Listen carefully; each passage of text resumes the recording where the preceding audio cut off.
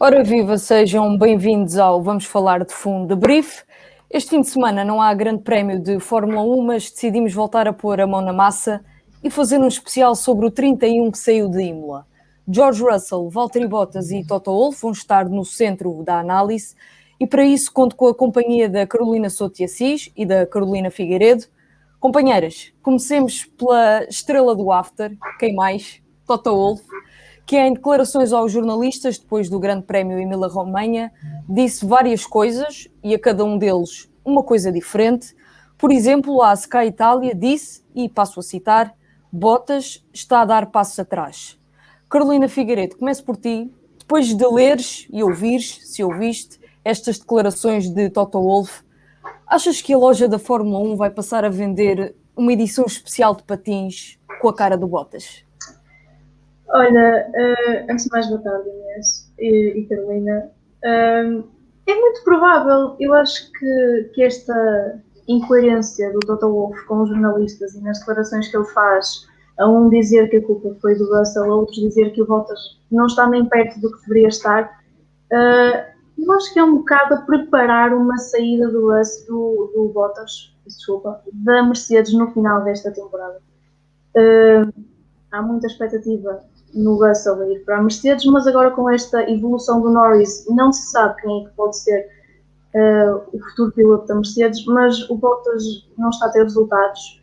Da época de 2019 para cá tem vindo a piorar, tem ficado mais perto do Max do que mais perto do Hamilton, e parece-me sinceramente que o Toto Wolff e a Mercedes estão a tentar planear e a justificar uma saída do Russell do Bottas da Mercedes.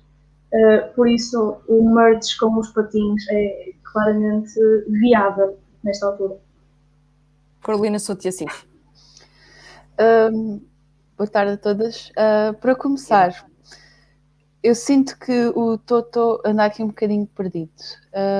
Eu penso que ele esteja a ceder à pressão por parte da Red Bull quanto à Mercedes, porque é muito claro que este ano a Mercedes está passos atrás da Red Bull.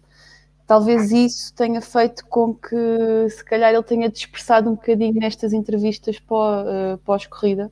Não sei se assim foi. Estamos a ver um Toto Wolff muito perdido. E acho um bocado feio, porque é muito conhecido por parte de toda a gente que vigora a tal filosofia do no blame entre a Mercedes. E eu Claramente penso... ficou no bolso aqui. Exatamente. E eu penso que, se eles, ao fim e ao cabo, se eles dão à equipa a liberdade de errar sem pressão, que é como eles dizem, pronto, com o espectro de que têm que dar o seu melhor posteriormente. Eu não vejo aqui espaço nem para o Russell, nem para o Bottas errarem por parte do Toto. Ou seja, ele não lhes deu a tal filosofia do no blame. Se calhar não deu tanto ao Russell como dá ao Bottas. E eu penso que o que falha aqui, talvez, seja o facto de, se calhar o Bottas, eu vejo que o Bottas é aquele piloto que não consegue recuperar tão facilmente como o Hamilton. Não sei como é que vocês veem esta situação. Ou seja, diz-me. Eu ia te dizer que isso é verdade, sobretudo em pistas molhadas e depois de acontecerem incidentes com aquela gravidade, mas eu quando ouvi e li, na verdade, quando li esta declaração do Toto Wolff, perguntei-me o que é que leva o chefe da Mercedes a dizer uma coisa destas quando estamos no segundo grande prémio do Mundial de Fórmula 1. É verdade que no ano passado o Valtteri Bottas não teve um fim de temporada fácil. Nas últimas 4 corridas, só para vos dar um exemplo, Ele, na Turquia, ficou em 14º lugar, no Bahrein ficou em 8º, em Sakir ficou em 8º, que é a corrida em que Hamilton não participa e em que há um erro tremendo por parte dos homens da Mercedes nas boxes. Só no Abu Dhabi é que consegue ir ao pódio e fica em 2º lugar, atrás de Max Verstappen e à frente de Hamilton. O piloto britânico na altura ainda estava a recuperar da Covid-19.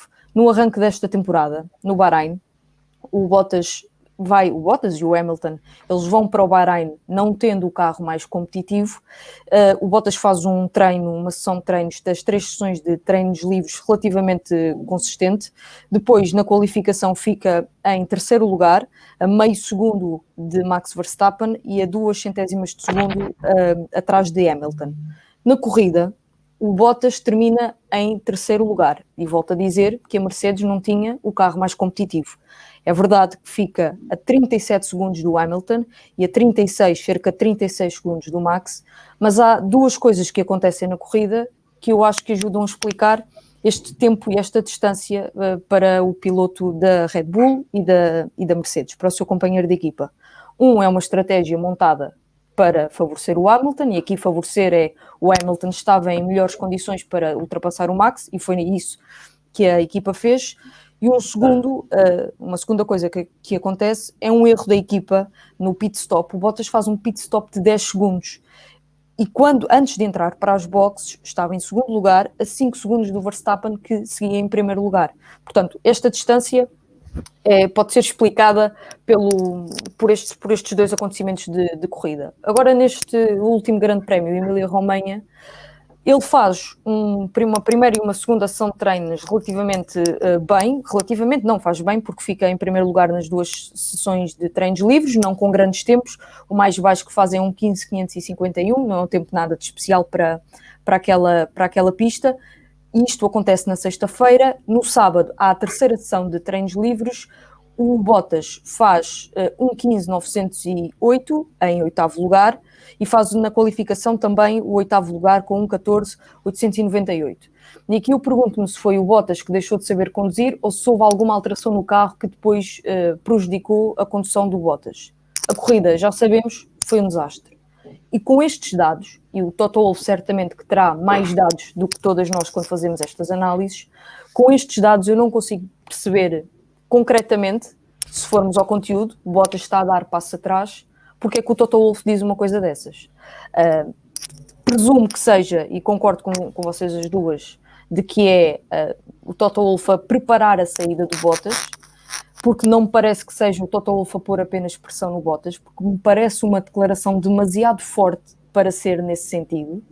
E já agora pego neste assunto para vos perguntar, Figueiredo ou Souto Assis, quem quiser pegar, como é que um piloto, depois de ouvir o seu chefe a dizer uma coisa destas, no segundo grande prémio, pode lidar com isso daqui para a frente? Não é demasiado arriscado o Toto Wolff, ao segundo grande prémio do Mundial de Fórmula 1, vir dizer uma coisa destas? O Bottas vai ter que fazer uma temporada inteira pela frente e o Toto Wolff, mesmo que queira preparar-lhe a saída, ainda tem um longo caminho pela frente até ao fim do campeonato. Olha, é assim, a questão é que o Bottas é o piloto perfeito para ser o número 2 do Hamilton. Ele nunca pôs muitos problemas em aceitar as estratégias. Isso viu-se mais no final da época passada, com aquela mítica frase dele.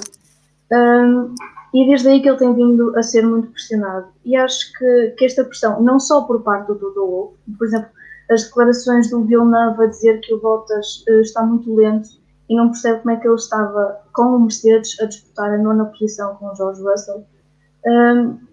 Há uma grande tensão em cima do Bottas e nós vamos apenas na segunda corrida deste campeonato, como tu disseste, e o Bottas sinceramente não sabe para onde é que se há de virar, porque ele já percebeu que o papel dele na Mercedes é o ser o número 2 do Hamilton, que só com uma época extraordinária, com várias vitórias e corridas e uma prestação acima do Hamilton em quase todas as etapas, é que ele vai ter alguma hipótese e que a estratégia da Mercedes se vire mais para ele.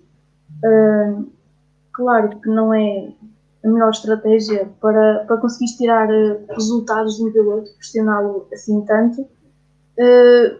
Mas sinceramente eu não vejo o futuro do Bottas a passar pela Fórmula 1, pela Mercedes, e acho que se ele sair da Mercedes ele não vai para outra equipa, ele vai abandonar a Fórmula 1, porque eu acho que ele passou ao lado de uma grande carreira como um possível campeão de Fórmula 1, só que não está nesta equipa, não é para ele. Não tem condições nesta equipa. Não. Embora estando na equipa mais competente e mais competitiva. Sim. Se houvesse outra equipa ao nível dele e que não tivesse o foco num piloto só, talvez conseguíssemos ver alguma coisa, porque a Mercedes, desde que o Bottas foi para lá para substituir o Rosberg, eles sempre deram o início da temporada para ver qual piloto se destacava mais e a partir daí, quem tinha o melhor resultado era beneficiado pelas estratégias e por tudo o resto. A partir do momento em que o Bottas não faz isso, não se destaca em relação ao outro piloto, que neste caso é o Hamilton, a Mercedes quer ganhar campeonatos e quer ganhar o campeonato de pilotos e o de construtores. A Mercedes não pode favorecer o Bottas para haver um equilíbrio e acabar por perder esses campeonatos. Por isso, com muita pena minha, porque eu já disse que acho que o Bottas tem material para ser campeão de Fórmula 1, ele não está a saber lidar com a pressão que foi posta desde o início e agora muito menos, não só com o Toto Wolff, mas com personalidades do mundo da Fórmula 1 fora da Mercedes a pressioná-lo tanto e a deixá-lo com ainda mais dificuldade em mostrar alguma coisa em corrida. Mas ao mesmo tempo depois também temos o fator que o Toto Wolff vai dizer que o Russell devia ter pensado, agora voltando aqui atrás ao incidente de Imola, que o Russell devia ter pensado melhor e visto que era o Mercedes que ele ia ultrapassar. Ou seja, ao mesmo tempo ele está a dizer ao Russell, isto é o meu ponto de vista da minha análise, que se tu queres estar na nossa equipa, tu também não podes prejudicar a nossa equipa. E ao mesmo tempo eu penso que ele mete o Russell aqui numa posição um bocadinho complicada, porque o Russell, enquanto piloto da Williams, tem que, como é óbvio, lutar pelo melhor pela equipa. Neste caso estavam a tentar lutar pelos pontos pela primeira vez este ano, que também falharam o ano passado, e o Russell, ao tentar lutar pelos pontos, vê-se ali num papel em que então eu não posso ultrapassar o Mercedes porque é a minha futura equipa, estaria a prejudicar a sua equipa atual, ou seja, estaria a pôr em causa o seu profissionalismo enquanto piloto perante uma equipa, não estaria a mostrar a sua lealdade à Williams, mas sim à Mercedes, e ao mesmo tempo, se ele vai pela jogada, está a destruir a sua lealdade para com a Mercedes.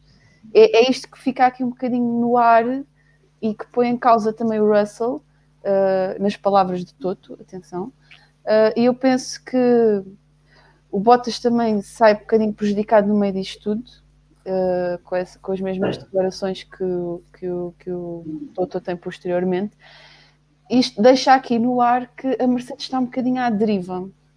Eu penso que eles estão um bocado perdidos, como disse anteriormente. E para nós, fãs de Fórmula 1, que estamos habituados a ver uma dominância da Mercedes nos últimos 7 anos, causa aqui um gatilho em que dizemos, espera lá que este ano as coisas podem descambar um bocadinho. Ou então vamos chegar a meio da época e a Mercedes já domina tudo novamente. Pelo menos seguramente vai ser mais competitivo. A Carolina Souto de Assis há pouco referia-se a uma declaração de Toto Wolff à Sky alemã e eu vou lê-la porque é de facto importante e foi uma das declarações que marcou o fim de semana. Disse Toto Wolff que George Russell, já o tinha dito, não tem de provar nada, nunca deveria ter feito aquela manobra porque a pista ainda estava a secar e portanto era arriscado, e depois concluiu Toto Wolff, o Russell tinha que ter em conta que o carro que estava à sua frente era um Mercedes. Isto levanta-me uma série de questões, nomeadamente, afinal, em quantas casas é que o Toto Wolff manda? Na Williams? Será que também manda no Ocon? Manda nos dele? Em que é que ficamos, Figueiredo? Olha, foi o que a Carolina esteve a dizer há pouco. Parece que a credibilidade do Russell está a ser posta em causa e o profissionalismo dele, quer dizer, E ele não pode lutar com o Mercedes, porque é a futura equipa dele, mas também, quer dizer, ele tinha que provar o profissionalismo dele por parte da Williams e conseguir pôr a Williams nos pontos. Ia ser uma conquista extraordinária da parte dele, como piloto, e da parte da Williams em conquistar os primeiros pontos em algumas épocas. Mas porquê que ele não podia lutar com o Mercedes? É a questão que fica aqui. O Mercedes estava mais lento que ele e ele ia conseguir ultrapassá-lo se não tivesse havido aquele movimento, aquela ligeira mudança de direção. Eu acredito que o Russell tivesse passado voltas. Se não tivesse havido o acidente, eu acredito que o Russell tivesse passado voltas na volta seguinte ou nas voltas posteriores. É isso, eu acho que o Toto está a pôr em causa a qualidade do Bottas e o profissionalismo do Russell. E começa a achar que isto é para nos distrair do facto da Mercedes este ano não estar tão competitiva e tão ao nível da Red Bull. A Mercedes, porque se repararem, a Mercedes só tem sido notícia quando acontece alguma coisa má. A Mercedes ano passado só foi notícia em Sakir com aquele desastre nas boxes. E estão a tentar ser notícia de algum modo, porque este ano vão continuar a ser notícia por coisas más, porque a Red Bull está com um carro incrível, super competitivo, e tem o Verstappen, que não vai facilitar a vida a ninguém. E a Mercedes está a tentar desculpar-se. Acho que o Toto Wolff está a tentar, não só, como eu disse, justificar uma saída de Bottas, mas arranjar outros fatores que sirvam como desculpa para a falta de resultados da Mercedes. E não sei até que ponto é que isso é a melhor estratégia. Mas no entanto, entanto, saberá. no entanto, temos, por exemplo, pegando um bocado nas palavras da Figueiredo de há pouco, que o Russell é o ideal número 2 para o Hamilton. No entanto, nós temos uma Red Bull mais competitiva no sentido em que nós temos o Verstappen e o Pérez que conseguem ser os dois mais úteis para a Red Bull do que é neste momento o Bottas e o Hamilton. Ou seja, eu penso que o Pérez neste momento tem mais capacidade de ajudar o Verstappen e a Red Bull do que tem, por exemplo, o Bottas de ajudar o Hamilton e a Mercedes. Se calhar o Toto Wolff também vendo as coisas desse ponto de vista, acaba por também justificar as suas declarações neste sentido, penso eu. Mas aí, se ele seguir essa lógica, depois já não faz sentido o facto dele vir dizer que o Bottas está a dar passo atrás, porque o Pérez também em corrida, não nos podemos esquecer que ele não teve 2 grandes prémios por aí além. Eu também acho, e concordo contigo, quando dizes que o Pérez vai ajudar e pode ajudar, tem potencial para ajudar mais o Max Verstappen do que tem o Bottas para ajudar o Hamilton. Mas do ponto de vista de Toto Wolff, não faz sentido ele seguir essa lógica e começar a fazer a cama ao Bottas, porque percebeu que tem ali um piloto que em termos de comparação com o segundo piloto da Red Bull pode começar a perder pontos e vir dizer que o Bottas está a dar passo atrás, porque ao lado o Pérez também não dá provas em pista. No entanto, é assim, o Bottas está há 4 anos na Mercedes, certo? 4 anos, sim. O Bottas tem 4 anos de Mercedes, ou seja, nestes 4 anos, tanto o Toto Wolff como a restante equipa já conseguiram ver o que é que o Bottas vale e o Bottas já teve a provar o que tinha a provar. O Pérez, no entanto, tem duas corridas pela Red Bull. Tirando as corridas, tanto em treinos como em testes, como em qualificação, tem dado bastantes bons resultados à Red Bull. E, aliás, não é qualquer piloto que chega a uma equipa nova e ao segundo GP faz um P2 numa qualificação. Foi excelente. E lá está, é aquela coisa, se não fossem as certas falhas que houve durante a qualificação, se calhar tínhamos visto o Pérez em P1, em pole position. Não sei, estamos aqui nos ICs. Neste sentido, eu penso que se nos próximos GPs, nas próximas corridas, as coisas correrem bem ao Pérez, ele vai ter a vida um bocadinho mais facilitada, ao contrário do Bottas, que nestes últimos 4 anos já provou o que tinha a provar, e se as coisas continuarem a denegrir para o lado dele, pois aí vamos ter um caldinho entornado. Figueiredo. Olha, é assim, eu concordo com o que a Carolina disse. Tu estás habituada, embora este ano não se tenha visto tanto nestas 2 corridas, tu estás habituada a ver um Pérez que consegue subir na tabela ao longo da corrida e consegue possivelmente chegar perto do Max ou quem venha atrás ou à frente do Max e servir ali meio que tampão para eles conseguirem ou aproximar do Hamilton ou então distanciar-se do Hamilton, neste caso, porque estamos a supor que a maior parte das corridas vão ser entre estes dois. E, por exemplo, no GP do Bahrein, tu não viste um Bottas a conseguir chegar-se perto do Verstappen, por todas as razões que já falámos, mas ele podia ter conseguido feito mais. Ele podia ter conseguido aproximar-se do Verstappen e servir ali meio que tampão para o Hamilton conseguir alargar a vantagem. E nós não estamos a ver isso nesta corrida. Ele partiu do P8 e vocês viram isso na estratégia do arranque da Red Bull. O Hamilton estava tão distraído com o Pérez que se esqueceu que o Verstappen estava lá e por algum motivo, não é? Ele conseguiu passar e conseguiu. Vocês já viram a repetição? Já viram a repetição do início de corrida? Sim. Já. O Hamilton só está a olhar para o Pérez. E ele esqueceu completamente. Exato. E eu não me recordo quem foi que disse. Eu vi uma entrevista, não me recordo de quem, que disse que neste circuito era crucial a pole position, porque em Imola, tendo a pole position, ao arranque, se tu passas a primeira curva em primeiro lugar, já ninguém te apanha mais.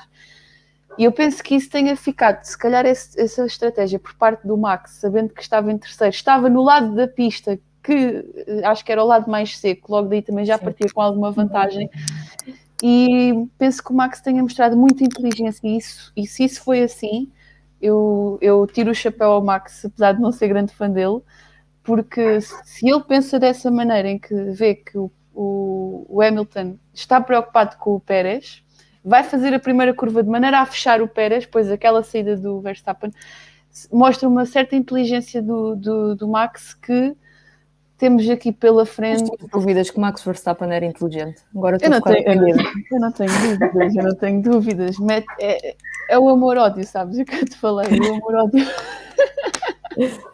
É assim, o Max já nos provou que é de facto um racer. Eu declaro-me já fã de Max Verstappen, não é segredo para ninguém, mas vocês há bocado estavam a falar de algo que nós até analisámos no último debrief, que foi a importância de ter dois pilotos Red Bull contra um Mercedes, ao contrário do que tinha acontecido no Bahrein.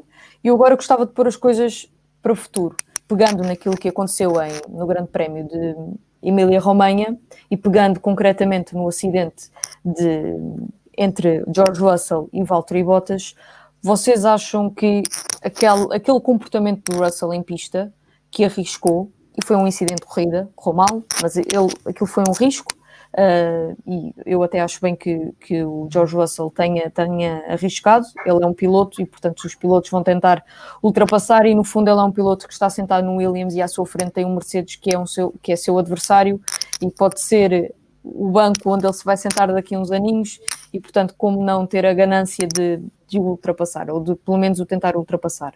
Mas ia eu dizer que aquele acidente, depois todo o comportamento do George Russell quando vai ter com o Valtteri Bottas, as declarações que ele tem depois da corrida, vocês acham que todos estes fatores comprometeram o futuro do Russell na Mercedes? Souto e Assis. Eu penso que não. No entanto, eu não sei se vocês reveram eu fui rever os onboards do acidente e algumas imagens. Eu acho que talvez não dou culpa total ao Russell do acidente. Porque houve ali manha também do Bottas, porque o Bottas percebia que ia ser ultrapassado por um Williams. Embora eles não se tenham tocado nem chegado perto um do outro assim tanto, lá está, eu ainda não consegui encontrar o onboard do Bottas, mas dá para ver que ele chega um dadinho demais para a direita, para ele muda ligeiramente a trajetória. Sim, para tentar abrir a curva de maneira a defender-se do Russell, pois aí era inevitável. E o Russell, pronto, eu culpo o Russell por causa da sua falta de experiência. Se calhar outro piloto, se calhar o Hamilton na posição dele tinha esperado, tinha-se retraído e ultrapassava uma curva à frente, ou pronto. Posteriormente. Maturidade. Exato. Pois, e se calhar é essa maturidade que também lhe faltou no seu comportamento após o acidente. Eu acho que houve para ali um desespero qualquer do Russell, todo aquele nervosismo do momento, cabeça quente. É compreensível, mas não podemos usar isso como uma desculpa, porque não é desculpa, porque até fica muito feio para nós em casa a ver uma corrida. Eu acho que fica muito feio aquele tipo de imagens. Pronto, não vamos comparar isto com o Nelson Piquet, né? Que era outros tempos, mais animado e tal. Era uma alegria. Mas nessa altura também não existiam os track limits e coisas que existem hoje em dia. Pois, valia tudo. Os track limits. Sim. Mas pronto, eu acho que o Russell pode ter comprometido ligeiramente, no entanto, não creio que... Porque lá está, porque tirando o Bottas, quem é que o Toto iria pôr com potencial? O Russell já mostrou que tem potencial na Mercedes. O Russell fez qualquer coisa de mágico no Grande Prémio de Sakir o ano passado, meter-se num carro que nunca tinha conduzido e liderar o fim de semana inteiro. E se não tem sido o erro de pit stop da Mercedes, tínhamos visto o Russell a ganhar um GP e tinha sido a coisa a seguir ao Grande Prémio de Monza. O Hamilton não ia gostar nada disso. Pois não, e tinha sido a melhor coisa que iríamos ver na temporada. Pois agora, eu já me questionei uma coisa. Com esta situação, e vou-vos perguntar a vocês, com esta situação do Norris estar a crescer e impor-se, e já haver rumores de que poderá ele ser uma possibilidade para a Mercedes, vocês não veriam aqui, caso a Red Bull perca ou Verstappen ou Pérez, consoante os resultados, vocês não veriam aqui uma estratégia de Red Bull de roubar o Russell à Mercedes? Veriam essa possibilidade? Figueiredo, eu empurro enquanto fica a refletir. Não sei, porque imagina, eu acho que eu até há muito pouco tempo tinha uma certa dificuldade em gostar do Max Verstappen, mas percebi que não era ele o problema, era toda a equipa da Red Bull e todo o ambiente tóxico que a Red Bull promove entre os dois pilotos. A Red Bull tem um projeto todo focado no Max Verstappen. E, sinceramente, estou muito feliz por o Pérez ter conseguido adaptar-se a um carro que está praticamente feito para o Verstappen. Não sei até que ponto é que seria uma boa ideia pôr os dois candidatos ao título, como é o Verstappen e o Russell, numa equipa, podia dar uma de Hamilton e Rosberg, e também acabava por tirar possibilidades, talvez, ao Russell, por a equipa estar tão virada para o Max, penso eu. Portanto, eu acho que não arriscaria. A Red Bull, enquanto tiver o Max, tem que manter o Max e um piloto que não cause tantos problemas, que faça que tenha resultados, que esteja como o Pérez mais próximo do Max, sim, até para eles lutarem pelo Mundial de Construtores, mas que não dê muito trabalho, que consiga manter ali o ambiente e o projeto da equipa a funcionar para o Max, porque se o Max vir que não tem aquele projeto virado para ele, o Max vai fugir para a Mercedes muito provavelmente, e a Red Bull perde muito se não continuar com este carro e com alguém que consiga tirar tanto do carro, a Red Bull perde muitas hipóteses de lutar com uma Mercedes e possivelmente com uma McLaren, quem sabe. Pegando só na questão anterior que vocês falaram do Bottas e do Russell, é assim, a Mercedes gosta de pilotos que arrisquem. E o Russell ali o que fez foi arriscar. Claro que podia ter esperado mais um pouco. Se o Toto Wolff gosta, não deu nada a entender. Claro que podia ter esperado, talvez. Também aquela... Ele é muito novo, está na terceira época de Fórmula 1 e quis mostrar também à Mercedes o que era capaz de fazer. Quer dizer, pôr um Williams a ultrapassar uma Mercedes, vamos lá, não é para qualquer um. Depois do fim de semana é que o Williams passa um Q2. Exato, os dois carros, exato. Ele tinha ali algo para provar, sim. Mas, claro que há aquela falta de maturidade, ele é muito novo. E podia ter esperado, podia ter tentado alguma coisa, mas o Bottas sente-se ali muito ameaçado. Porque é como toda a gente vem falando, é o possível substituto dele na Mercedes. E é importante referir que a massa adepta do Russell e da Mercedes ficou extremamente contente com os resultados que ele conseguiu em menos de uma semana num carro que lhe era completamente estranho. ele teve que adaptar. Eu não sei se vocês se lembram, ele conduziu super encolhido, com os pés e com os ombros apertados. São as botas mais pequenas. Sim, que num carro que não tinha. Exato, num carro que não tinha as medidas para ele, não era feito para ele.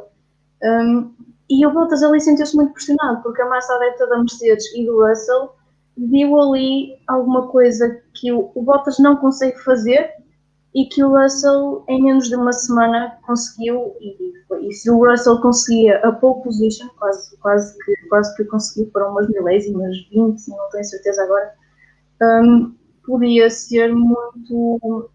Ok, que eles tinham mais um ano de contrato, mas podia ser talvez a gota d'água para o Bottas já não estar sequer em discussão, o Bottas continuar ou não na Mercedes. O que continua para mim... desculpa. Não, diz, Carolina. O que continua para mim a fazer-me confusão é como é que a Mercedes anuncia a renovação de contrato com o Bottas tão cedo e tão despachado e tão decidido.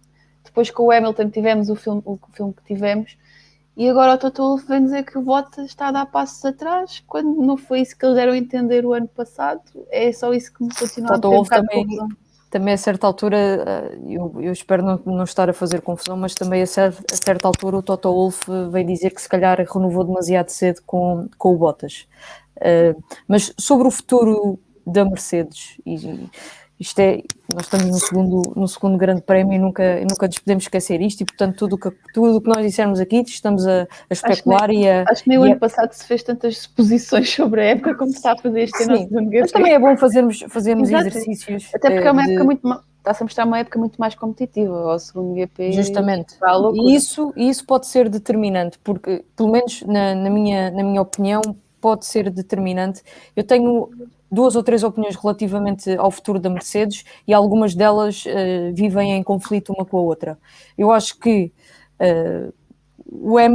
a continuidade do Hamilton na Mercedes está dependente do 8º título de campeão do mundo. Assim que o Hamilton o conseguir, ele vai à vida dele, não se vai arrastar, entre aspas, na Fórmula 1. Acho que ele tem muitos interesses fora da Fórmula 1 e tem muita vontade de explorar esses interesses. Se o Hamilton sair, parece-me que a probabilidade do Bottas ficar aumenta. Isto porquê?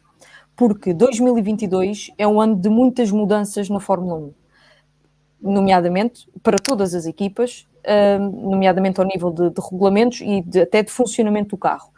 Eu não estou a ver a Mercedes a fazer uma mudança radical na equipa num ano como 2022. E este é o primeiro ponto. Segundo ponto, se o Hamilton não ganhar o 8º título de campeão do mundo, eu acho que ele continua na Fórmula 1 até o conseguir, e aqui dou-lhe 2, 3 anos para que ele defina na cabeça dele, e se o corpo ajudar, para ele conseguir, e a probabilidade do Bottas sair aumenta substancialmente. Aliás, eu tenho quase a certeza, por opinião, e não com base em facto nenhum, talvez com algumas declarações de Toto Wolff, nomeadamente esta que tivemos a falar, dele estar a dar passos atrás, parece-me que se o Hamilton ficar na Mercedes, o Bottas sai. Quem é que entra para o lugar do Bottas? Não acho que seja o Russell, porque não acredito que a Mercedes tenha 2 britânicos na equipa, porque as equipas também jogam muito com mercados e não lhes interessa nada ter 2 britânicos na equipa. Quem é que poderá ser? Eu apostava no Norris, que também... no Norris não, no Ricardo, para fechar. Eu não apostaria nesse sentido, porque eu penso que o Ricardo tem um objetivo que iria entrar em conflito com o Hamilton, e eu acho que isso não ia correr bem nem para a Mercedes, nem para o Hamilton, nem para o Ricardo. Acho que iríamos ter um jogo de apostas. Sim, exatamente. Iríamos ter aí um conflito Hamilton-Rosberg novamente, embora eu acho que o Ricardo se calhar não era giro. Era giro, mas o Toto Wolff já fez questão de dizer que não quer isso novamente a acontecer na equipa. Por isso, eu apostava aqui no Ocon, porque eu penso que o Ocon seria aquela aposta segura que iria manter o Hamilton no seu lugar de destaque na Mercedes, iria ficar ali atrás, iria comer e calar, ia acatar, que é isso que ao fim e ao cabo me dá a entender que é o que o Toto Wolff gosta para para a Mercedes neste momento e quando tiver o Hamilton.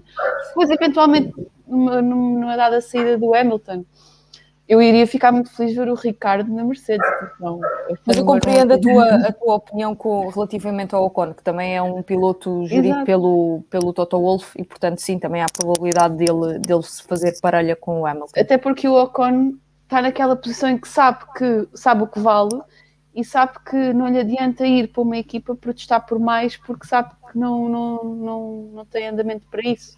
Mas é isso que ele está a fazer na Renault, não? Exato, e agora também... E ele já anda a dizer que quer o mesmo nível de atenção que dão ao Alonso. Ano passado, ainda há pouco tempo, saíram declarações do Prost a dizer que havia ali uma ligeira tensão por haver mais dedicação, um pouco mais, ao Ricardo, quando o Ricardo provou isso. Houve uma corrida, já não lembro qual foi, em que o Ricardo leva uma penalização de 5 segundos por causa dos track limits e faz voltas seguidas. Foi a Monza, acho eu. Como gelo. Eu acho que foi em Itália, agora qual delas não consigo dizer. Foi numa e o Daniel tem ali a reta final da corrida com voltas com tempos cada vez melhores e consegue abafar, entre aspas, essa penalização que levou. E quando era com o Ocon isso nunca acontecia. O Ocon levava a penalização, ele ficava mais atrás e retraía-se mais. Sim, e ele veio e o Prost disse que era porque o Ocon não tinha a mesma atenção que o Ricardo. E nesta época, ainda há bem pouco tempo, o Ocon disse que queria a mesma atenção que estava a ser dada ao Alonso. Por isso, eu percebo o facto de ele ser da academia da Mercedes e poder juntar-se ao Hamilton, e isso fazia com que não houvesse problema de serem dois britânicos, porque o Ocon é francês. Mas não sei até que ponto é que ele ia calar e comer, como se costuma dizer. E se não queria ter ali alguma palavra a dizer que podemos chegar, eventualmente, a uma versão 2.0 do Hamilton e do Rosberg. Eu acho que ele calaria e comia no sentido, e depois também do que se viu com a situação de quando ele perdeu o lugar na Racing Point, eu acho que o Ocon, se for para ter um lugar na Fórmula 1 e estar na grelha da Fórmula 1, eu acho que ele aceita não digo aceita qualquer coisa, mas eu acho que ele aceitaria essa posição para estar na Mercedes e para estar na grelha de Fórmula 1, ao invés de perder o seu lugar, que eu penso, e não sei se vocês partilham da minha opinião, que há ali um certo tremer neste momento por parte do Ocon e por parte do seu lugar na Alpine. Eu penso que aquilo não seja seguro a sua renovação para o ano que vem. Deixa-me só referir aqui uma coisa que é... qualquer piloto que se sente na cadeira quente ao lado do Hamilton, qualquer piloto novo, que não seja britânico, vai aceitar as orientações ou vai aceitar o papel de ser segundo piloto, acho eu. Porquê? Porque sabe perfeitamente que vai começar um processo de transição em que o Hamilton eventualmente vai sair e, portanto, o primeiro lugar, se tudo correr bem, se ele cumprir o que deve cumprir no segundo papel, como segundo piloto da equipa, eventualmente a vez dele vai chegar e não vai demorar muito para a vez dele chegar. Portanto, eu acho que o Ocon nem é tanto claro que todos os pilotos querem segurar um lugar, sobretudo novos, querem segurar um lugar na Fórmula 1, mas acho que não é tanto por essa necessidade, mas sim pela consciência de que estou na Mercedes, vou para a Mercedes, vou guardar aqui mais 2 anos e depois será a minha vez se tudo correr bem, até lá vou tentar fazer com que tudo corra bem para poder assumir esse papel de primeiro piloto. E para além disso, um piloto como o Ocon, certamente que se calhar não vai ter tanto aquela competitividade com o Hamilton, porque pode olhar para o Hamilton, eu também não conheço o Ocon pessoalmente, portanto não sei o feitio dele, mas pode olhar para o Hamilton como por exemplo o Vettel olhou para o Schumacher. Eu sei que eles estavam em equipas diferentes, mas no sentido de experiente e aprendiz, entre aspas, pode tentar, acho que ele é inteligente, se a coisa surgir, acho que é inteligente da parte do Ocon aproveitar o Hamilton para tentar absorver conhecimento e dicas em pista e experiência teórica e para depois poder usufruí-la quando chegar a vez dele de assumir o primeiro lugar. E isto são tudo suposições. É um bocado o que o Norris está a fazer neste momento com o Ricardo na McLaren. Ele próprio assumiu que iria aproveitar, ter um por ter um colega de equipa com mais anos de experiência para conseguir absorver o máximo de conhecimento. Pois eu, se estivesse no lugar do Ocon e tivesse a possibilidade de ir para o lado de Hamilton, eu também, neste caso, eu calava-me e absorvia o máximo de aprendizagem possível, porque eu acho que isso só o beneficiaria. Pronto, agora, eu penso que pôr um peso pesado ao lado do Hamilton era um grande risco para a Mercedes. Sim, não acho que isso vá... Até numa lógica de futuro, não faz muito sentido tu teres ali o Hamilton, que é o rei daquilo, gostes ou não, olha-se, quem não gosta do Hamilton eu respeito, eu gosto, tal como gosto do Verstappen, mas é indiscutível quando olhamos para os números do Hamilton, não achar que ele é o rei da Fórmula 1 neste momento, e portanto não faz muito sentido como equipa tu meteres ao lado de um Hamilton alguém com, a menos que seja, sei lá, um veterano que esteja ali só para andar mais uns anos para se divertir e pronto, e está bom. Mas acho que a equipa como... Pois, acho que não faz muito sentido ver um Kimi Raikkonen, por exemplo, na Mercedes. Acho que a equipa como futuro tem que começar a apostar nos novos e só tem a ganhar se tiver um Hamilton e um miúdo mais novo, porque esse miúdo mais novo, se for inteligente, vai aproveitar aquele lugar para consumir tudo aquilo que puder consumir a nível de conhecimento e dicas em pista. Até porque a Mercedes neste momento seja para quem for esse lugar, é o lugar de sonho de qualquer piloto na grelha neste momento. Piloto que não seja da Red Bull. Tudo o que for da Red Bull para baixo, eu penso que o lugar da Mercedes é um lugar de sonho para qualquer piloto da grelha. Menos para o Raikkonen e para o Alonso, calma. Outro nível. Olha, digam-me mais novos. Diga-me uma coisa, sim, para fecharmos, qual é a vossa expectativa para o Grande Prémio de Portugal?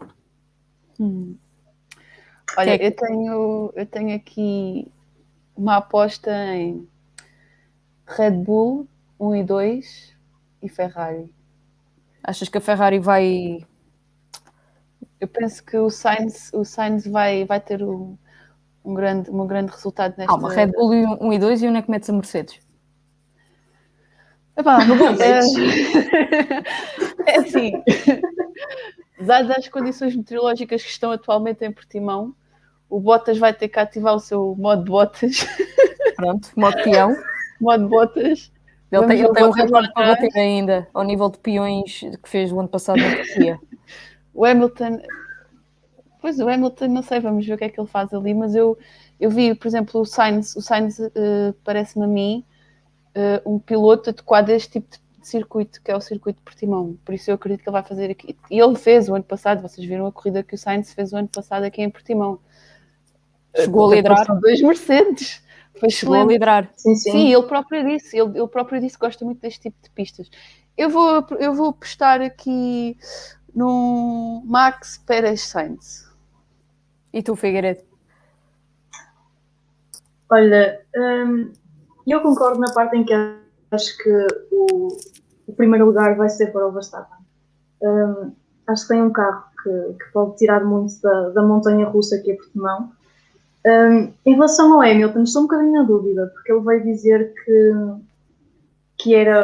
Portugal tinha entrado para o top de pistas que ele mais gostava, mas vamos ver, eu acho que vai ser muito a competitividade vai ser mais entre Red Bull e Ferrari do que propriamente entre a Mercedes, e continuo a achar que o Bottas não se vai destacar em Portimão.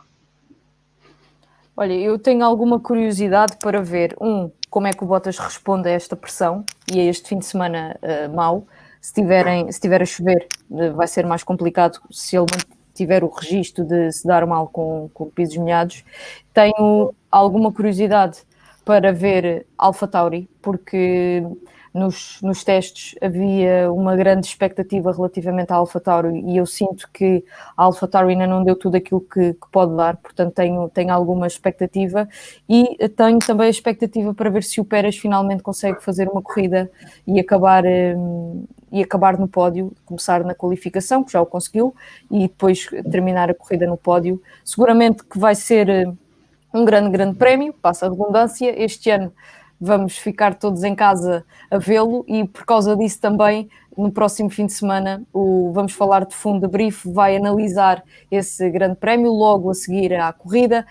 Antes disso, na quarta-feira, vamos falar de F1, vai também antecipar esse Grande Prémio de Portugal, mas como digo, vamos falar de F1 Debrief, volta na próxima semana, no próximo fim de semana, a seguir ao Grande Prémio de Portugal.